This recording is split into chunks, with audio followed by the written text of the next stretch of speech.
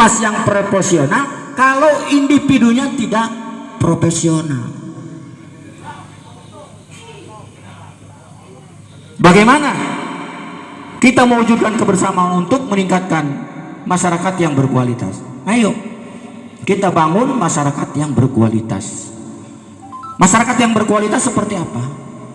Masyarakat yang berkualitas adalah masyarakat banyak, masyarakat yang tahu diri.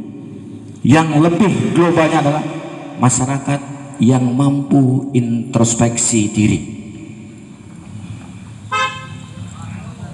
Tapi sebelum masyarakat mampu introspeksi diri, individunya dulu, seseorangnya dulu harus mampu introspeksi diri. Kalau pribadi kita, jiwa kita mampu introspeksi diri, insya Allah kita hidup bermasyarakat, masyarakat akan berkualitas. Tapi jangan diharap kalau tidak mampu mengintrospeksi diri menuju masyarakat yang berkualitas, jangan diharap. Apa artinya introspeksi diri? Introspeksi diri adalah sebuah perjalanan hidup yang berkaitan dengan kebaikan, kebenaran. Contoh, apabila kita seseorang yang mampu mengintrospeksi diri dan kemudian kita dalam hidupnya sehari-hari dijauhkan dari segala persoalan-persoalan yang negatif. Introspeksi diri artinya siapa kita? Ya, ini pertanyaan. Introspeksi diri, siapa kita? Dari mana kita? Sedang apa kita? Kemudian mau kemana kita? Nah, kalau kita urai siapa kita?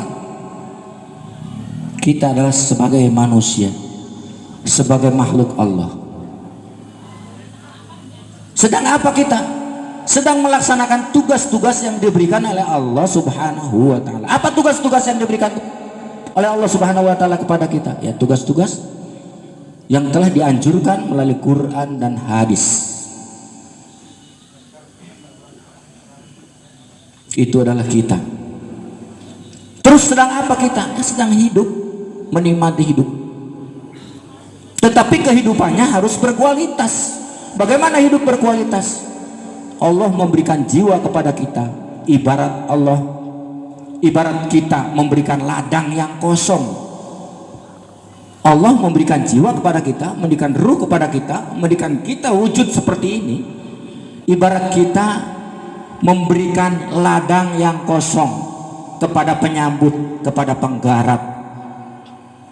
Ketika penggarap ingin menuai hasil, silahkan ditanamin singkong, ditanamin cabai, ditanamin tomat, ditanamin padi. Ada manfaatnya, ada hasilnya. Nah, kemudian kita pun seperti itu, introspeksi dirinya.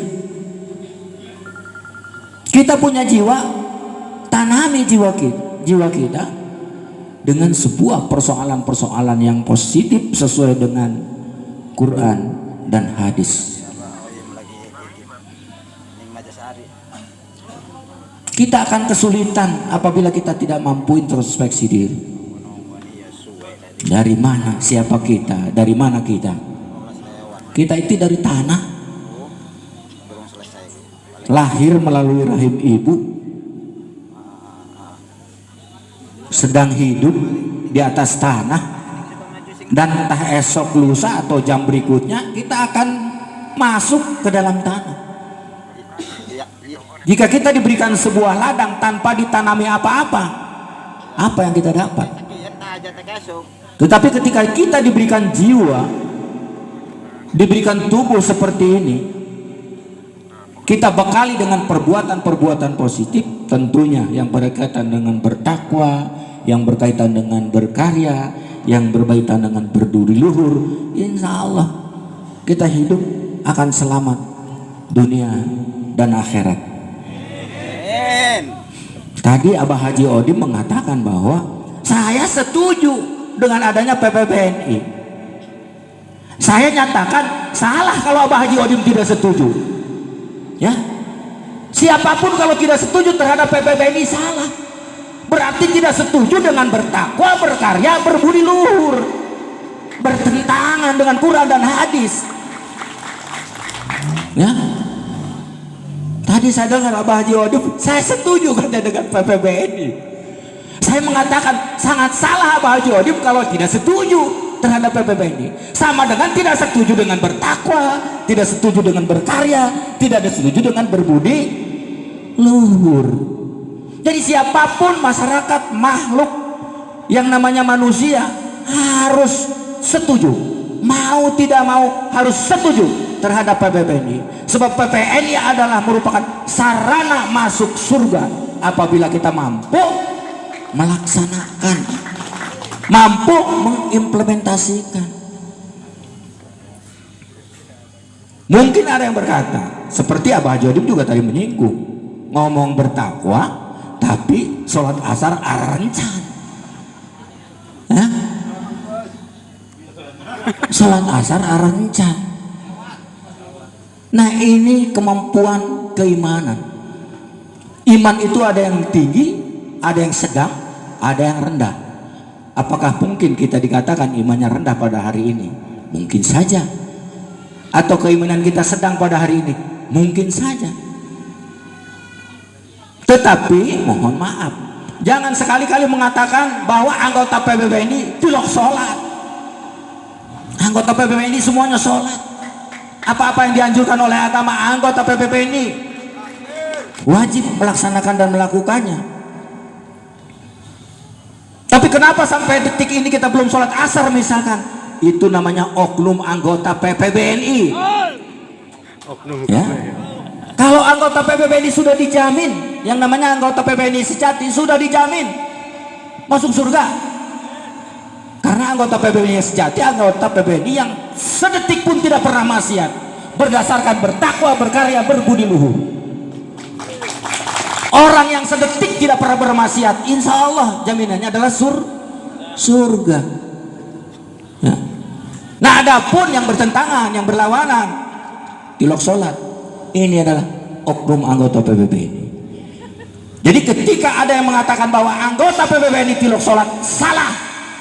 Anggota PBBNI bertakwa. Ketika tidak sholat, ketika tidak bertakwa, itu adalah oknum anggota PPBNI. Itu berbicara oknum, jangan-jangan kita organisasi swasta, organisasi kenegaraan pun ada oknumnya. Mohon maaf, polisi ada oknumnya, tentara ada oknumnya, kiai juga ada oknumnya yang sehari-hari dari pagi ke pagi muter tasbih, zikir. Tetapi kadang-kadang suatu saat ada oknumnya. Kalau sudah mengarah kepada oknum, presiden ada oknumnya, gubernur ada oknumnya, bupati ada oknumnya, camat ada oknumnya, lurah kepala desa juga ada oknumnya, RT RW juga ada oknumnya. Apa itu oknum? Oknum adalah seseorang yang telah diberikan jabatan, baik jabatan bapak, jabatan ibu, jabatan camat, jabatan lurah, jabatan dewan, ketika tidak melaksanakan sesuai dengan tupoksinya, ketika tidak melaksanakan sesuai dengan aturannya, ketika melaksanakan tidak sesuai dengan perintahnya, maka itu adalah namanya oknum. Ya. Mungkin saja kita tidak mampu membuat jalan ke surga karena hanya anggota PBBNI sejati yang membuat jalan ke surga. Tapi ketika anggota PBBNI yang tidak sejati mungkin saja membuat jalan atau membuat jembatan ke neraka. Tapi naudzubillah min dzalik, kami atas nama Dewan Pimpinan Pusat tidak pernah mengarahkan. Kami sengaja membuat anggaran dasar, membuat judul, membuat logo. Ini hanya untuk semata-mata bagaimana kita mampu introspeksi diri untuk hidup menuju kehidupan yang lebih kekal, untuk hidup yang sementara menuju kehidupan yang lebih kekal. abadi. Jadi tidak mudah untuk kita berormas profesional, karena organisasi bisa profesional apabila personil dari organisasi itu juga profesional. Kita bisa dikatakan seorang yang profesional, kita bisa dikatakan masyarakat yang berkualitas apabila kita mampu berintrospeksi diri, apabila kita mampu melaksanakan apa-apa yang diperintahkan oleh Allah Subhanahu wa Ta'ala dan Rasulnya. Bapak-bapak hadirin yang saya hormati,